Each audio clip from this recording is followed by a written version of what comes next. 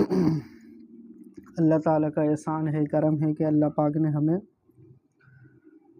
دین کی نسبت سے جمع فرمایا، اللہ اور اس کے رسول کی باتیں سننے کی توفیق عطا فرمائی۔ اللہ تعالیٰ جس سے محبت کرتے ہیں اس کو اپنی دین کی باتیں سننے کی اور اس پر عمل کرنے کی توفیق عطا فرماتے ہیں۔ تو یہ اللہ کا بہت بڑا فضل و کرم ہے کہ آج اس وقت ہم ایک دین کی نسبت سے یہاں بیٹھے ہوئے ہیں۔ اس وقت اگر آسمان پر دیکھیں تو کچھ ستارے نظر آئیں گے جو چمک رہے ہوں گے۔ اسی طرح آسمان سے اگر دنیا کی طرف دیکھیں، زمین کی طرف دیکھیں تو ستاروں کی طرح وہ جگہ چمک رہی ہوتی ہے جہاں پر اللہ کا ذکر کیا جا رہا ہوتا ہے۔ فرشتوں سے اللہ تعالیٰ پوچھتے ہیں کہ یہ زمین پر یہ جگہ کیوں چمک رہی ہے؟ اگرچہ اللہ کو سب معلوم ہوتا ہے، اس کے باوجود وہ پوچھتے ہیں کہ یہ زمین کا ٹکڑا کیوں چمک رہا ہے؟ تو فرشتے کہتے ہیں کہ یہ زمین کا ٹکڑا اس لیے چمک رہا ہے کہ یہاں پر آپ کا ذکر ہو رہا ہے، اللہ کا ذکر ہو رہا ہے۔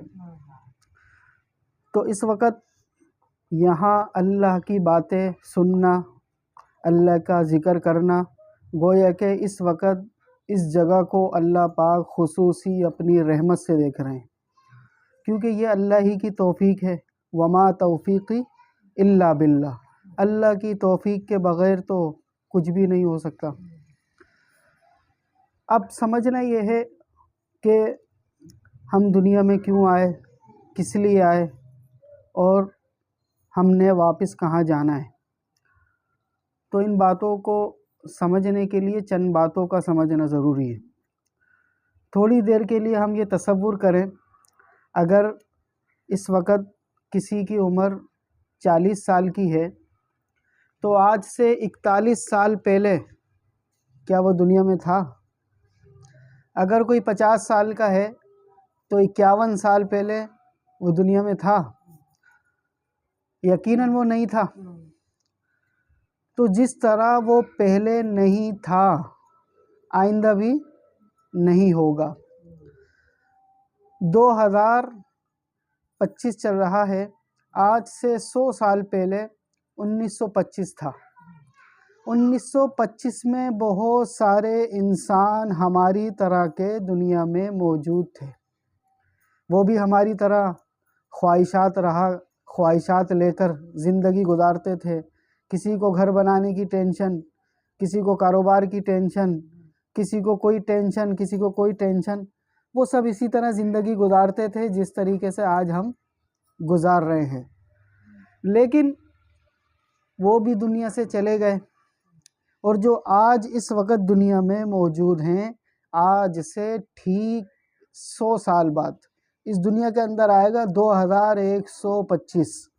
2125 میں اس وقت ہم جتنے بھی یہاں بیٹھے ہوئے ہیں شاید ہی کوئی زندہ ہو، کیا بڑا کیا چھوٹا، شاید ہی کوئی زندہ ہو۔ تو پتہ چلا اس دنیا کی زندگی بڑی ہی چھوٹی سی ہے، زیادہ سے زیادہ 50 سال، 60 سال، 70 سال، 80 سال، 90 یا پھر 100، اس سے زیادہ تو کسی نے امید بھی نہیں رکھی ہوئی۔ تو پتہ چلا اس چھوٹی سی زندگی میں اللہ تعالیٰ یہ چاہتے ہیں کہ یہ چھوٹی سی زندگی اللہ کی مان کر آ جاؤ۔ اچھا، ہم آئے کہاں سے ہیں؟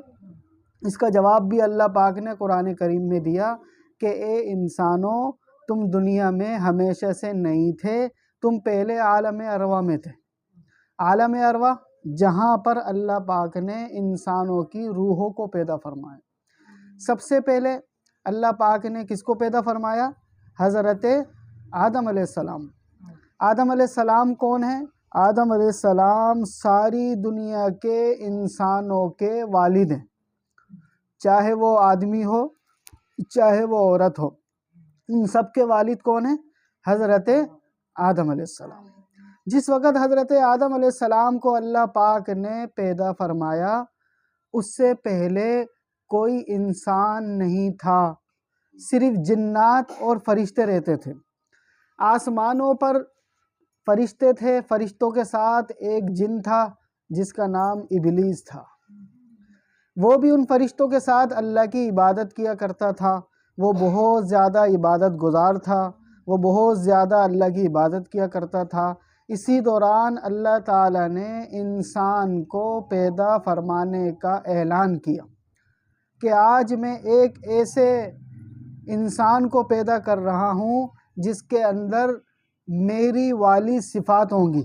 اللہ کی صفت ہے معاف کرنا، انسان کے اندر بھی ایک صفت ہے معاف کرنا. اللہ کی صفت ہے دوسروں کو دینا، انسان کی صفت ہے دوسروں کو دینا. اللہ سچ بولتے ہیں، انسان بھی سچ بولتا ہے. وہ تمام صفات جو اللہ کی ہیں وہ ساری صفات اللہ پاک نے انسان کے اندر داخل کی. جب اللہ پاک نے انسان کو پیدا فرمایا، حضرت آدم علیہ السلام کو پیدا فرمایا، تو حضرت آدم علیہ السلام کی عزت کے لیے، ان کے مرتبے کے لیے، ان کی فضیلت کے لیے تمام فرشتوں کو یہ کہا کہ ان کو سجدہ کرو، ان کی عزت کرو. تو تمام فرشتوں نے حضرت آدم علیہ السلام کو سجدہ کیا سوائے جن ابلیس کے. اس نے سجدہ نہیں کیا. اس نے کہا کہ میں سجدہ نہیں کر رہا کیونکہ یہ تو مٹی سے آپ نے بنایا ہے اور مجھے آپ نے آگ سے بنایا ہے. مٹی سے بہتر آگ ہوتی ہے، مٹی تو پاؤں کے نیچے آتی ہے، آگ تو اوپر اٹھتی ہے، تو میں اس کو سجدہ کیوں کروں؟ تو اللہ پاک نے فرمایا یہ میرا حکم ہے. لیکن اس نے تکبر کیا اور غرور کیا، کیونکہ اللہ پاک خود بہت بڑے ہیں تو ان کی چھوٹی نافرمانی بھی بہت بڑی ہے. تو اللہ پاک نے اس شیطان کو، اس ابلیس کو ہمیشہ کے لیے ناکام کر دیا اور فرمایا کہ تو ہمیشہ کے لیے اب جہنم میں چلے گا. تو اس ابلیس نے اللہ تعالیٰ سے 3 دعائیں کی.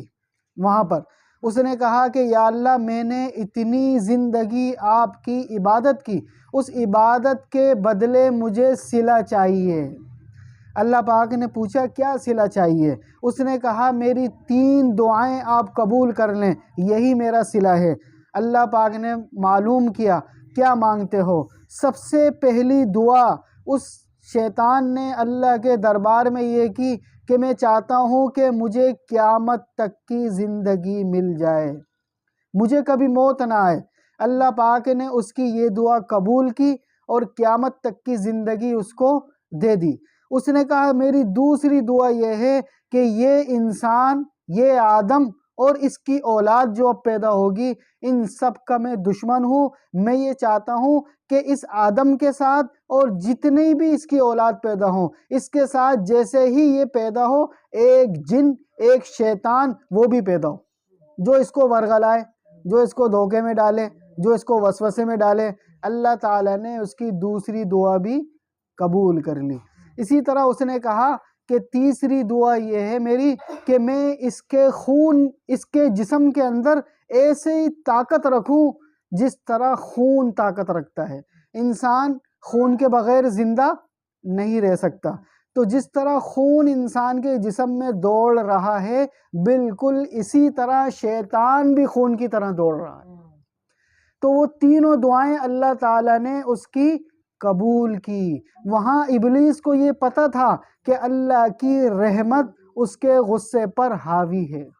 وہاں اس وقت ذرا تصور کریں، اس وقت اللہ پاک غصے میں تھے کیونکہ اس نے نافرمانی کی تھی، لیکن اس کو پتہ تھا کہ اللہ کا غصہ چھوٹا ہے، اس کی رحمت بڑی ہے. اس کو رحمت کی طرف اللہ کی نظر، اللہ کی رحمت پر نظر تھی. اس نے اس کو دیکھ کر دعا کی اور اللہ نے تینوں دعائیں قبول کی. اس کے بعد اس شیطان نے تمام فرشتوں کے سامنے، حضرت آدم علیہ السلام کے سامنے ایک دھمکی دی.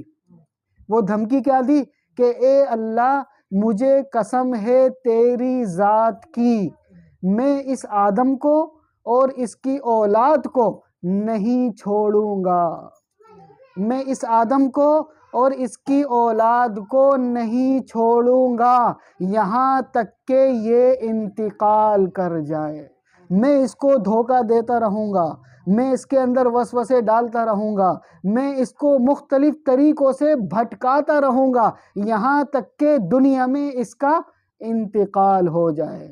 تو جیسے ہی شیطان نے قسم کھائی، اللہ پاک نے جواب میں قسم کھائی اور فرمایا کہ قسم ہے مجھے میری ذات کی، قسم ہے مجھے میری ذات کی، جب تک یہ میرا بندہ مجھ سے استغفار کرتا رہے گا میں اس کے گناہوں کو معاف کرتا رہوں گا۔ تو اللہ پاک نے اس کے بعد شیطان کو وہاں سے نکال دیا اور حضرت آدم علیہ السلام کو بطور انعام کے جنت میں بھیج دیا۔ اب وہ جنت میں رہتے تھے، کھاتے تھے، پیتے تھے۔ اسی دوران اکیلے ایک دن سو رہے تھے، صبح آنکھ کھلی تو سامنے ایک خوبصورت خاتون بیٹھی ہوئی تھی۔ اللہ تعالیٰ سے پوچھنے لگے کہ یہ خاتون کون ہے؟ چہرے پر مسکراہٹ آئی اور اللہ سے پوچھا یہ خاتون کون ہے؟ اللہ پاک نے ارشاد فرمایا کہ یہ خاتون آپ کی زوجہ ہیں، آپ کی بیوی ہیں، اور فرمایا کہ آج میں تمہارا نکاح حضرت اماں حوا علیہ السلام سے خود پڑھاؤں گا۔ سب سے پہلا نکاح جنت میں ہوا اور اس نکاح کے پڑھانے والے خود اللہ تعالیٰ تھے۔ اور فرمایا کہ نکاح کے بعد کیا ہوتا ہے؟ مہر ہوتا ہے۔ نکاح میں کیا ہوتا ہے؟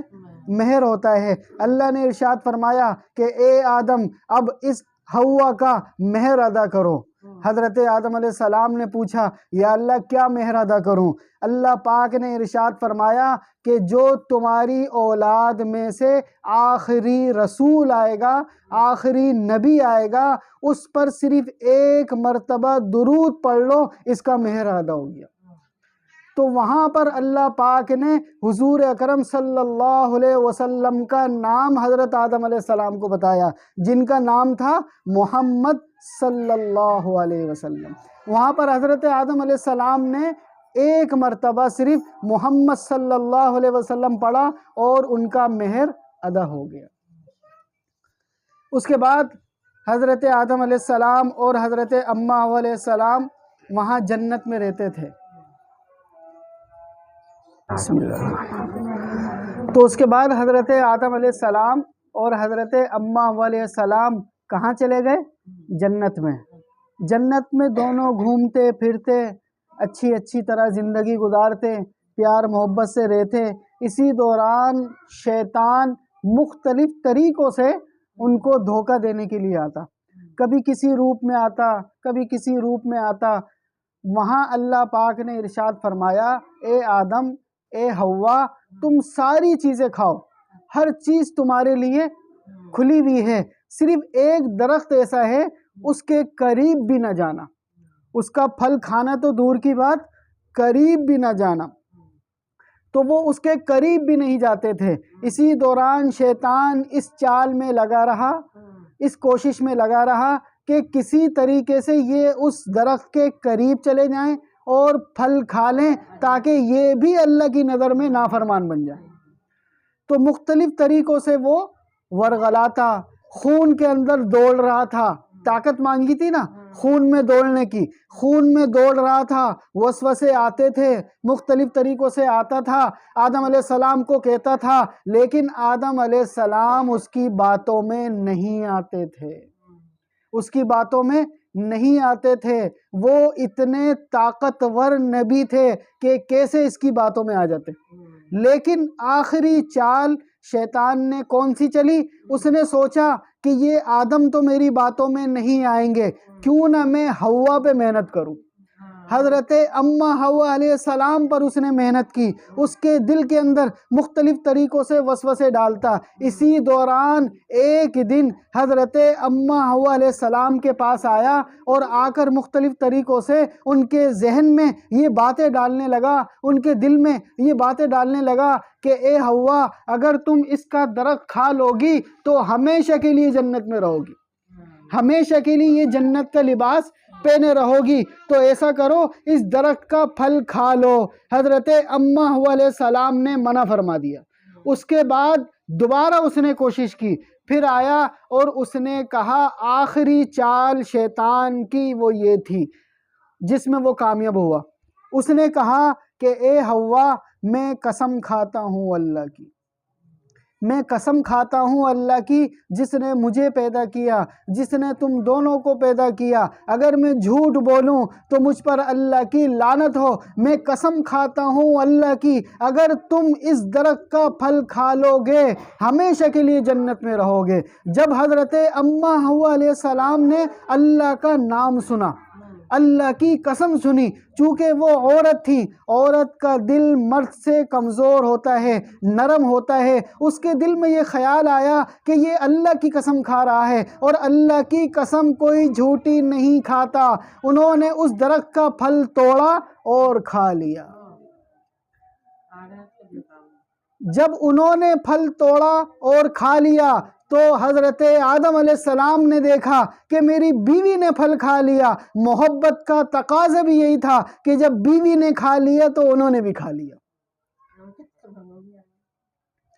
تو جب انہوں نے بھی پھل کھا لیا اور شیطان نے ان کو کہا کہ میں اپنے مقصد میں کامیاب ہو گیا، میں اپنے مقصد میں کامیاب ہو گیا، اب اللہ پاک تم سے ناراض ہوں گے، اب تمہیں اللہ پاک میری طرح دنیا میں بھیج دیں گے اور اب تمہارے اوپر بھی اللہ کی ناراضگی ہوگی۔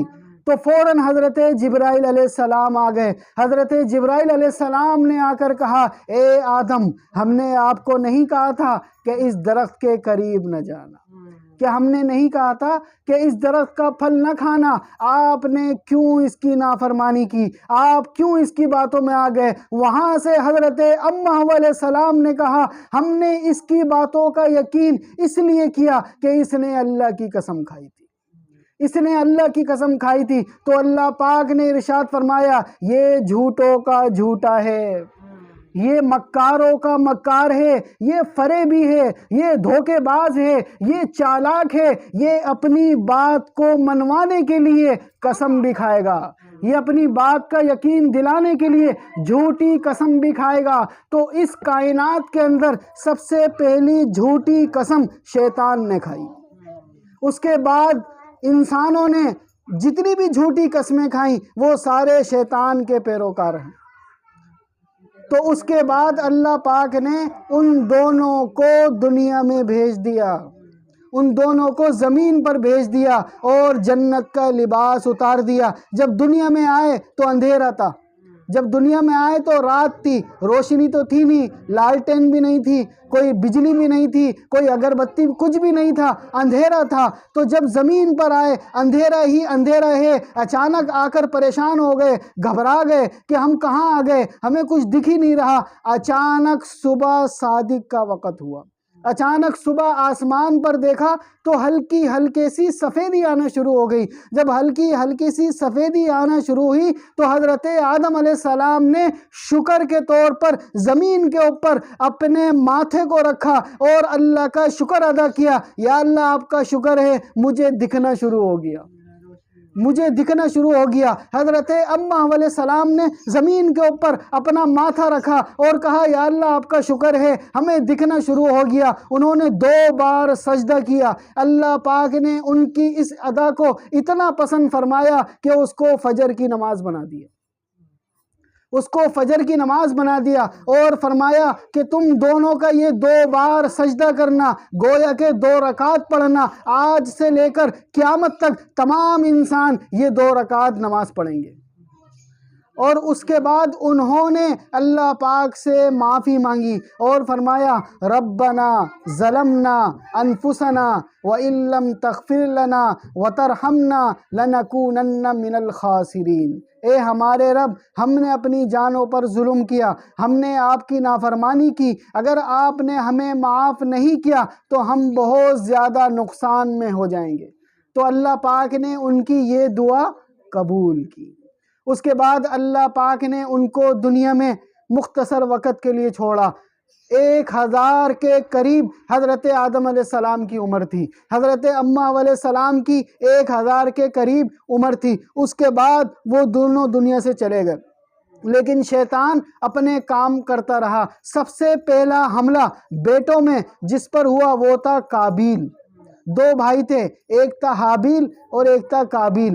حابیل چھوٹا تھا، قابیل بڑا تھا۔ یہ دونوں سگے بھائی تھے، دونوں آدم علیہ السلام کی سگے سگی اولاد تھی، ان دونوں کے دلوں کے اندر وہ شیطان حملہ کرتا۔ چھوٹے بھائی پر تو کامیاب نہیں ہوا، بڑے بھائی پر ہو گیا۔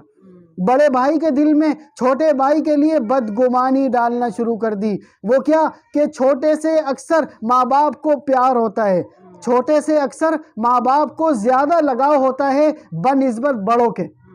جب وہ دیکھتا کہ یہ چھوٹے سے پیار کرتے ہیں، دونوں اس کو اپنے گلے سینے سے لگاتے ہیں، تو بڑے بھائی کے دل میں چھوٹے بھائی کے لیے بدگمانی ڈالتا کہ تیرے والدین تجھ سے محبت نہیں کرتے، حابیل سے کرتے ہیں، تیرے والدین تجھ کو نہیں چاہتے، حابیل کو چاہتے ہیں۔ اس طرح کی باتیں ان کے دل میں، قابیل کے دل میں ڈالتا رہا۔ ایک وقت آیا کہ وہ نفرت سے بھر گیا، ایک وقت آیا قابیل نفرت سے بھر گیا، گویا کہ جان کا دشمن بن گیا۔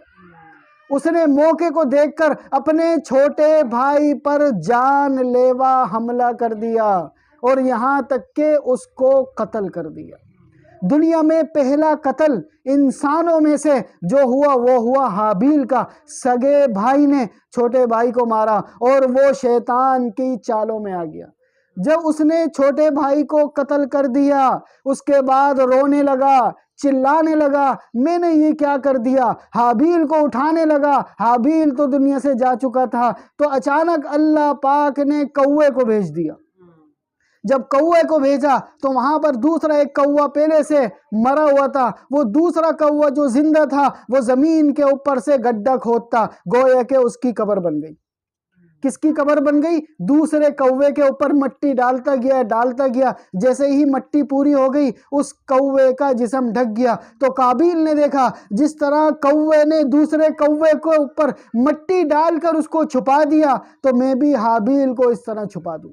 دنیا میں پہلی قبر حابیل کی بنی اور بنانے والا اس کا سگا بھائی قابیل تھا۔ اس کے بعد قابیل اپنے ماں باپ سے ڈر کر کہیں اور چلا گیا، اپنے بیوی بچوں کو لے کر کہیں اور چلا گیا۔ اس کے بعد وہ وہاں زندگی گزارتا رہا اور حابیل دنیا سے چلا گیا، اور یہاں آدم علیہ السلام اور حضرت اماں علیہ السلام بھی دنیا سے چلے گئے۔ اس کے بعد کافی عرصہ گزر گیا، شیطان اپنے کام کرتا رہا، قابیل کی اولاد کو بھٹکاتا رہا۔ سب سے پہلے دنیا کے اندر جو ناچ گانا ہوا وہ قابیل کی اولاد میں سے ہوا۔ سب سے پہلے ناچنے والی عورتیں قابیل کے گھرانے میں پیدا ہوئیں، سب سے پہلی بے پردہ عورتیں قابیل کے گھر میں پیدا ہوئیں۔ آج بھی جو عورت بے پردگی کرتی ہے وہ قابیل کے خاندان میں سے ہوتی ہے۔ تو پتہ چلا کہ یہ آہستہ آہستہ پھر اللہ نے احسان فرمایا، نوح علیہ السلام کو بھیج دیا۔ نوح علیہ السلام نے آ کر 950 سال انسانوں کو سمجھایا کہ اے انسانوں، تمہیں اللہ نے دنیا میں تھوڑے سے وقت کے لیے بھیجا ہے، مختصر وقت کے لیے بھیجا ہے۔ صرف 80 کے قریب لوگ مسلمان ہوئے، 80 کے قریب لوگ ان کی باتوں کا یقین کرنے والے بنے، پھر وہ بھی دنیا سے چلے گئے۔ اور اس وقت ایک بہت بڑا عذاب آیا۔ وہ کون سا عذاب تھا؟ پانی کا عذاب، طوفان کا عذاب، جس کو بولتے ہیں طوفان نوح۔ طوفان نوح علیہ السلام کے زمانے میں ایک طوفان آیا تھا، اتنا خطرناک طوفان تھا کہ آسمان سے بارش ہوتی، یہ جو سمندر ہے یہ سمندر بھی باہر نکل جاتا اور زمین سے بھی پانی ابلتا، ہر طرف پانی ہی پانی تھا، یہاں تک کہ ساری زمین پر پانی تھا، سوائے اس کشتی کے کوئی بھی انسان دنیا میں نہیں تھا۔ وہ 80 کے قریب مسلمان بچے تھے جو بعد میں اس کشتی سے اتر کر 4 بیٹے تھے حضرت نوح علیہ السلام کے، حام، سام اور اسی طرح ایک اور تھے، اور چوتھے نوح علیہ السلام۔ تو اللہ پاک نے ان چاروں کو چاروں کونوں پر بھیج دیا، مشرق، مغرب، شمال، جنوب، 4 کونے زمین کے چاروں کونوں پر صرف مسلمان تھے، صرف اللہ کی عبادت کرنے والے تھے، اور شیطان اپنے مشن میں اس وقت فیل ہو چکا تھا، کیونکہ اس سے پہلے سارے انسان دنیا سے نافرمانی میں جا چکے تھے قابیل کی اولاد میں سے۔ اس کے بعد شیطان دوبارہ حملہ کرتا گیا، دوبارہ چونکہ خون کے اندر دوڑ رہا ہے، دوبارہ کرتا گیا، دوبارہ کامیاب ہو گیا۔ نوح علیہ السلام اس دنیا سے چلے گئے، اس کے بعد دوبارہ کامیاب ہو گیا، تو اللہ پاک نے بعد میں ابراہیم علیہ السلام کو بھیج دیا۔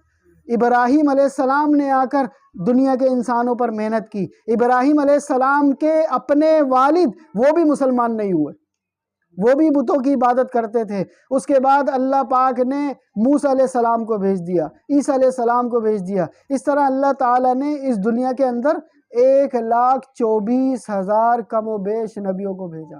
کیوں بھیجا؟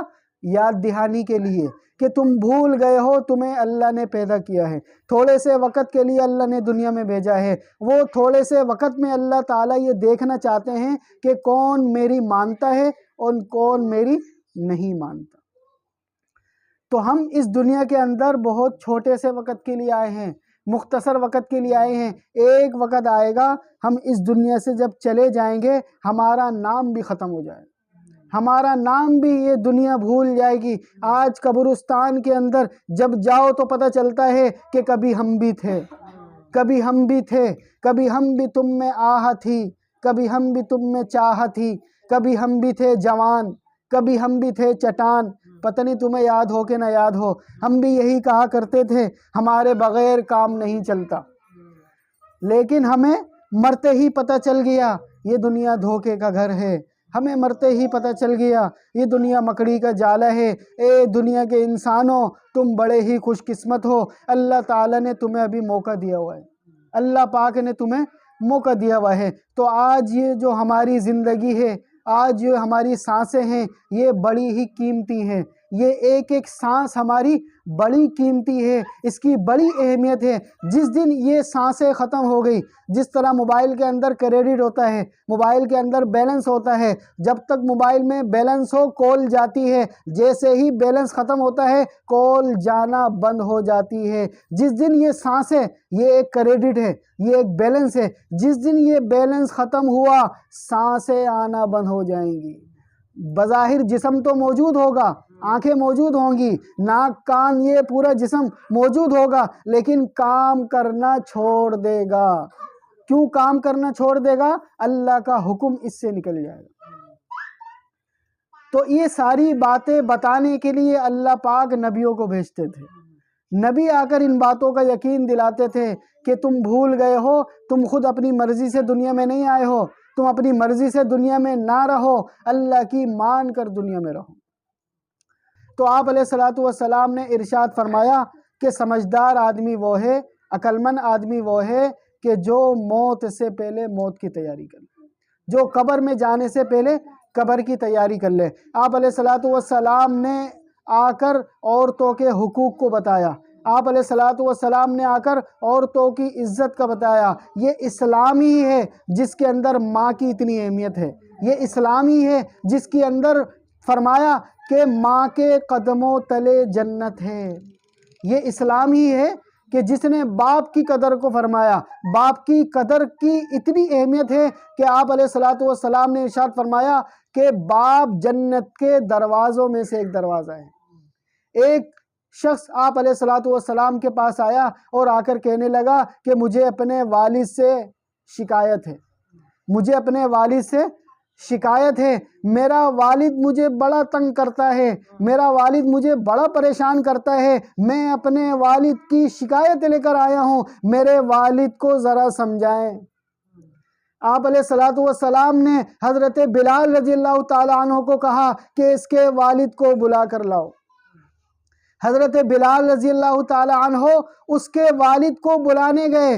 جیسے ہی حضرت بلال رضی اللہ تعالیٰ عنہ اس کے والد کے پاس گئے اور پوچھا کہ آپ فلاں کے والد ہو؟ انہوں نے کہا جی میں اس کا باپ ہوں۔ تو فرمایا آپ کو حضور اکرم صلی اللہ علیہ وسلم بلا رہے ہیں۔ تو اس نے پوچھا کیوں بلا رہے ہیں؟ تو حضرت بلال رضی اللہ عنہ نے کہا کہ آپ کے بیٹے نے آپ کی شکایت کی ہے، وہ اس کے لیے آپ کو بلا رہے ہیں۔ تو جیسے ہی انہوں نے سنا کہ میرے بیٹے نے میری شکایت کی ہے تو وہ دل ہی دل میں رونے لگ گئے، وہ دل ہی دل میں اللہ سے یہ بولنے لگ گئے یا اللہ جس وقت یہ پیدا ہوا بڑا چھوٹا سا تھا، بڑا خوبصورت تھا، یہاں تک کہ جب یہ چھوٹا سا تھا یہ پیشاب کر دیتا تھا، میں اس کو سوکے میں سلاتا تھا، جب یہ سوتا نہیں تھا میں بھی سوتا نہیں تھا، جب یہ روتا تھا میں بھی پریشان ہو جاتا تھا، جب یہ تھوڑا سا بڑا ہوا میں اس کے ساتھ کھیلنے لگ گیا، جب یہ اور بڑا ہوا میں اس سے بڑا خوش ہوتا، میں اس کو دیکھ کر اس کے ساتھ کھیلتا، اس کی ہر خواہش پوری کرتا، اس کی ہر بات مانتا۔ جب یہ اور جوان ہوتا چلا گیا، اس کی آنکھوں میں طاقت آنا شروع ہوئی، اس کے ہاتھ پاؤں میں طاقت آنا شروع ہوئی، اور میرے ہاتھ پاؤں کمزور پڑنا شروع ہوئے۔ تو ایک دن میں لڑکھڑا کر گرا، میں نے بیٹے کی طرف دیکھا تو میں نے کہا کہ تو سمجھ جا، تو سنبھل جا، فکر نہ کر، آج تیرا بیٹا جوان ہو رہا ہے، یہ تیرا سہارا بنے گا، یہ تجھے سہارا دے گا، یہ تیری ساری باتیں پوری کرے گا، تو فکر نہ کر، تیرا بیٹا جوان ہو رہا ہے۔ لیکن وہ آج جوان ہو گیا، جوان ہونے کے بعد وہ میرا سہارا بننا تو دور کی بات، مجھے زمانے میں ذلیل کرتا ہے، میری زمانے میں برائیاں کرتا ہے، اور آج حضور اکرم صلی اللہ علیہ وسلم کے پاس چلا گیا۔ وہ دلی دل میں اللہ تعالیٰ سے یہ باتیں کر رہا ہے، شاعری انداز میں اللہ سے یہ باتیں کر رہا ہے۔ اچانک دربار نبی آتا ہے اور اچانک وہ داخل ہوتا ہے۔ ابھی وہ مسلمان نہیں تھا، ابھی وہ شخص مسلمان نہیں تھا، اس کا بیٹا بھی مسلمان نہیں تھا، لیکن آپ علیہ السلام صادق اور امین تھے۔ آپ علیہ السلام اچھا فیصلہ کرتے تھے، مشہور تھے کہ وہ سچے ہیں، صادق اور امین ہیں، کبھی بھی غلط فیصلہ نہیں کرتے۔ تو کافر بھی آپ علیہ السلام کے پاس اپنے فیصلے کروانے کے لیے آتے تھے۔ تو جیسے ہی وہ دربار نبی میں وہ بوڑھا شخص آیا، آ کر بیٹھا ہی تھا، حضرت جبرائیل علیہ السلام آ گئے۔ حضرت جبرائیل علیہ السلام نے آ کر آپ علیہ السلام سے ارشاد فرمایا، اللہ تعالیٰ یہ کہہ رہے ہیں کہ اے میرے محبوب، آپ اس کی بات بعد میں سننا، پہلے یہ پوچھنا کہ آپ نے اللہ سے کیا دعا مانگی۔ جیسے ہی وہ شخص بیٹھا، آپ علیہ السلام نے اس بزرگ سے کہا کہ جناب مجھے کوئی بات نہیں سننی، پہلے مجھے یہ بتائیں جب آپ آ رہے تھے آپ نے دل میں اللہ سے کیا گفتگو کی؟ اس شخص نے بولا کہ آپ کو کیسے پتا چلا کہ میں نے دل میں کچھ بات کی ہے؟ انہوں نے فرمایا کہ میں اللہ کا رسول ہوں، میں اللہ کا رسول ہوں، جبرائیل نے آ کر مجھے بتایا، اور اللہ تعالیٰ ہر انسان کی شیرک سے بھی قریب ہے، ہر انسان کی شیرک سے بھی قریب ہے، چاہے وہ مسلمان ہو یا نہ ہو، ہیں تو سارے اللہ کے بندے، ہیں تو سارے اللہ کے بندے۔ تو جیسے ہی اس بزرگ نے کہا کہ مجھے آج یقین ہو گیا کہ آپ واقعی اللہ کے رسول ہیں، پھر انہوں نے وہ ساری باتیں جو میں نے پہلے بتائیں، وہ ساری باتیں انہوں نے اپنے الفاظ میں کہیں، تو آپ علیہ السلام کی آنکھوں میں آنسو آ گئے۔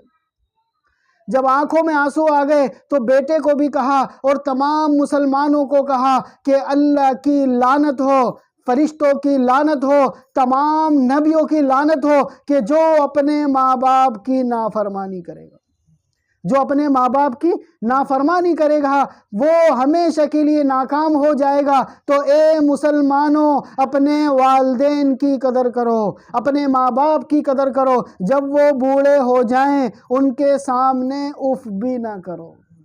اف لکما اتعداننی، اف لکما اتعداننی، اے دنیا کے مسلمانوں اپنے والدین کے سامنے اف بھی نہ کرنا، اللہ کو تمہاری اف بھی پسند نہیں ہے۔ تو آپ علیہ السلام نے وہاں پر ماں باپ کی عزت کو بتایا، ماں باپ کی اہمیت کا بتایا۔ اللہ تعالیٰ نے جہاں پر بھی اپنا ذکر کیا ساتھ میں ماں باپ کا بھی ذکر کیا۔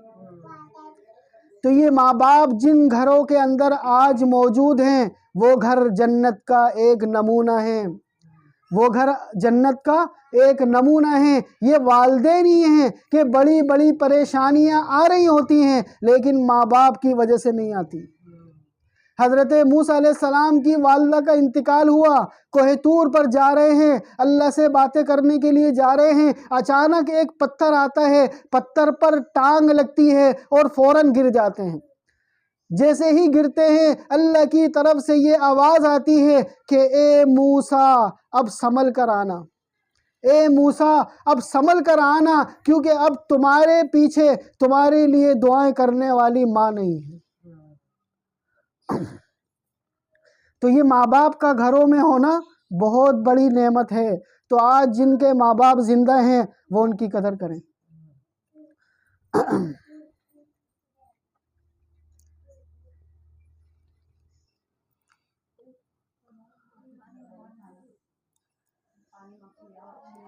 پانی لے کر آؤ تھوڑا.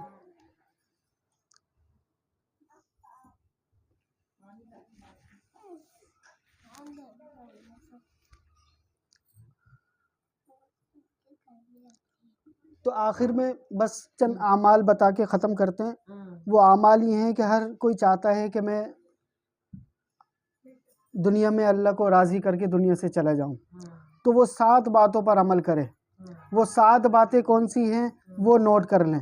سب سے پہلی بات یہ ہے کہ باوضو رہنے کا اہتمام کریں. سب سے پہلا کام باوضو رہنے کا اہتمام کریں. جیسے ہی وضو ٹوٹ جائے دوبارہ وضو کر لیں. جب تک آپ باوضو رہیں گے کوئی بھی شیطانی عمل اثر نہیں کر سکتا. یہ جو بے وضو ہوتے ہیں یہی اکثر پریشان رہتے ہیں. یہ جو بے وضو ہوتے ہیں اکثر وہی زیادہ تر ذہنوں میں الٹے سیدھے خیالات ان کے آتے ہیں، کیونکہ شیطان کا سب سے پہلا حملہ ناپاکی کی حالت میں ہوتا ہے. تو ہمیشہ باوضو رہنے کا اہتمام کریں، چاہے رات ہو دن ہو. جیسے ہی وضو ٹوٹ جائے فوراً وضو کر لیں. پہلا کام. دوسرا کام یہ کریں کہ نمازوں کو لازمی پڑھیں. نمازوں کو جیسے ہی نماز کا وقت ہو جائے اس کی پابندی کریں، چونکہ سب سے پہلا سوال وہ نماز کے بارے میں ہوگا. سب سے پہلا سوال کس کے بارے میں ہوگا؟ نماز کے بارے میں ہوگا. تیسرا کام یہ کرنا ہے کہ لازمی روزانہ قرآن کریم کی کھول کر تلاوت کرنی.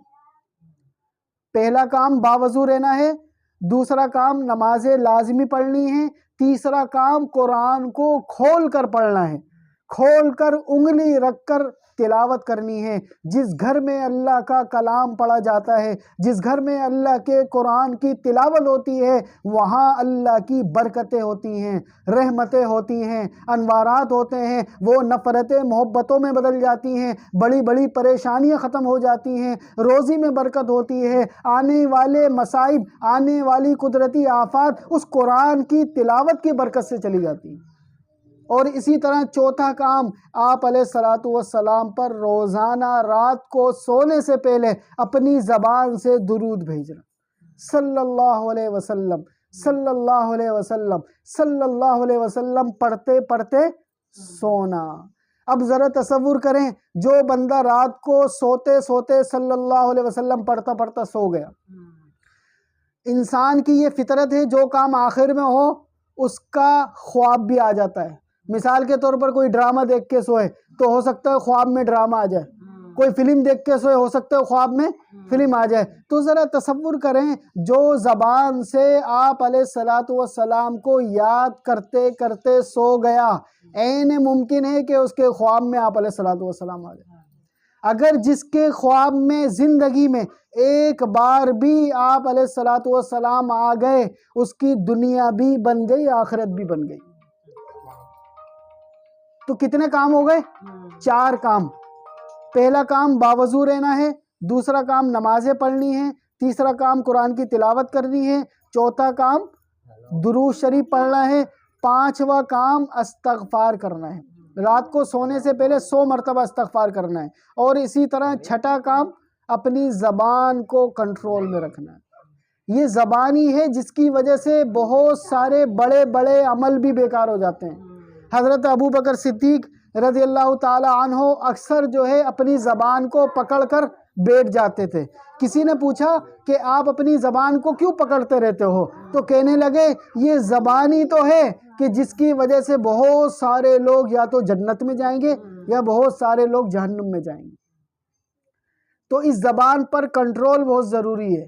اگر زبان کنٹرول میں ہوگی یہ نمازیں بچ جائیں گی، یہ قرآن کی تلاوت بچ جائے گی. ورنہ یہ زبان کا نہ حفاظت کرنا ہمارے لیے کل قیامت کو اس کا بھی حساب دینا پڑے گا.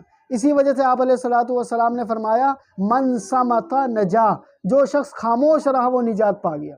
بڑے بڑے فتنے آئیں گے، خاموش رہنا ہے. بڑی بڑی باتیں ہوں گی، خاموش رہنا ہے.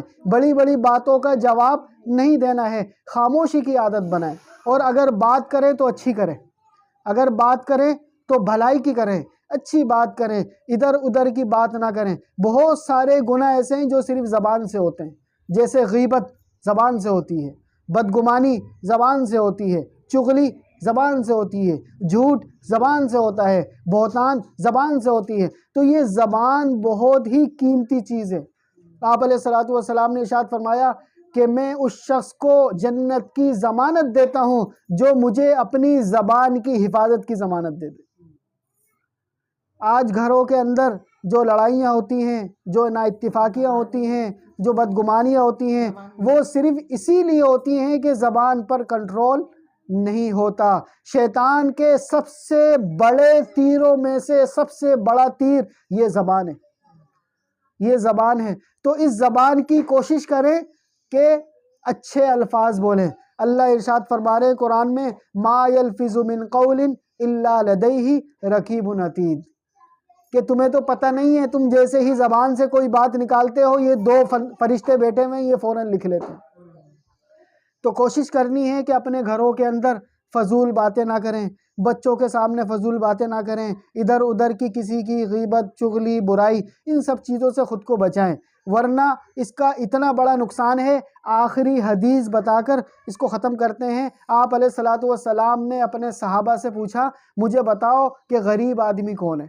صحابہ نے عرض کیا کہ غریب آدمی وہ ہے جس کے پاس مال و دولت نہ ہو، جس کے پاس رہنے کے لیے گھر نہ ہو۔ آپ علیہ الصلوۃ والسلام نے فرمایا یہ غریب نہیں ہے۔ پھر صحابہ نے عرض کیا اللہ اور اس کا رسول ہی جانتا ہے کہ غریب آدمی کون ہے۔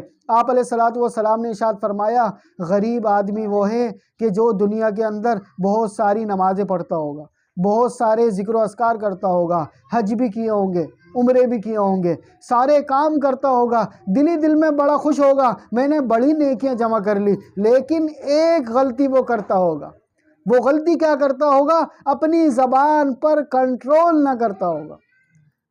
جب اس کا انتقال ہو جائے گا، اس کے اعمال نامے میں بہت ساری نیکیاں ہوں گی، وہاں پر میزان لگا ہوگا، ترازو لگا ہوگا، اس کی نیکیاں تولی جا رہی ہوں گی، وہ خوش ہوگا کہ میری نیکیاں بہت زیادہ ہیں۔ اچانک ایک شخص آ جائے گا اور آ کر کہے گا یا اللہ ابھی فیصلہ مت کریں اس کے بارے میں، مجھے اس سے کچھ پوچھنا ہے، مجھے اس کے بارے میں کچھ اشکالات ہیں۔ وہ پوچھیں گے کیا بات ہے؟ وہ کہے گا اس نے دنیا کے اندر میری پیٹھ پیچھے میری غیبت کی تھی، اس نے دنیا کے اندر میری برائی کی تھی، میری غیبت کی تھی۔ آج تو انصاف کا دن ہے، آج تو بدلے کا دن ہے، آج تو انصاف چاہیے، یا اللہ مجھے بدلہ چاہیے۔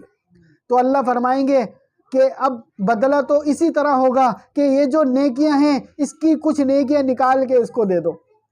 اس کے اعمال نامے میں سے نیکیاں نکال کے اس بندے کو دے دیں گے، وہ چلا جائے گا۔ دوسرا آ جائے گا، وہ کہے گا یا اللہ میرا بھی کچھ حساب نکلتا ہے، میری پیٹھ پیچھے اس نے میری برائی کی تھی، مجھے تو پتہ چل گیا، مجھے بھی حساب چاہیے۔ کچھ اور نیکیاں نکالیں گے، اس کو دے دیں گے۔ اس طرح لوگ آنا شروع ہو جائیں گے اور اس کی نیکیاں ختم ہونا شروع ہو جائیں گی۔ ایک وقت آئے گا ساری نیکیاں ختم ہو جائیں گی۔ جب ساری نیکیاں ختم ہو جائیں گی لیکن لوگ ابھی بھی کھڑے ہوں گے، ہمیں بھی حساب چاہیے۔ جب نیکیاں نہیں ہوں گی تو اب کیا کریں؟ جب نیکیاں نہیں ہیں تو اب کیا کریں؟ تو ان لوگوں کے جو گناہ ہوں گے جن کی غیبت کی تھی، ان کے گناہ اٹھا کر اس کے اعمال نامے میں ڈال دیے جائیں گے۔ جب اس کے اعمال نامے میں ڈال دیے جائیں گے تو یہ شخص جو جنت میں جانے والا تھا جہنم میں دوسروں کے گناہ لے کے چلا جائے گا۔ تو فرمایا یہ آدمی غریب ہے، یہ آدمی مفلس ہے۔ تو فرمایا آگے کہ لوگوں اس زبان کی حفاظت کرو، لوگوں اس زبان پہ کنٹرول کرو، سارے کام کرو لیکن زبان پہ کنٹرول کرتے رہو کرتے رہو۔ یہ شیطان تمہارا دشمن ہے، تمہارے دلوں میں غصہ ڈالے گا، تمہارے دماغ میں الٹی سیدھی باتیں ڈالے گا، تم نے کنٹرول کرنا ہے۔ چھوٹی سی زندگی ہے، گزر جائے گی، عاجزی انکساری میں چھوٹا سمجھ کر گزار دو، ہمیشہ کے لیے کامیاب ہو جاؤ۔ تو یہ زبان کی سب حفاظت کریں گے نا انشاءاللہ۔ اس زبان کی اگر ہم نے حفاظت کر لی تو انشاءاللہ اللہ سے امید ہے کہ بہت سارے مسائل ہمارے گھروں کے خود ہی حل ہو جائیں گے انشاءاللہ۔ اللہ تعالیٰ جو کچھ کہا گیا سنا گیا اس پر عمل کرنے کی توفیق عطا فرمائے۔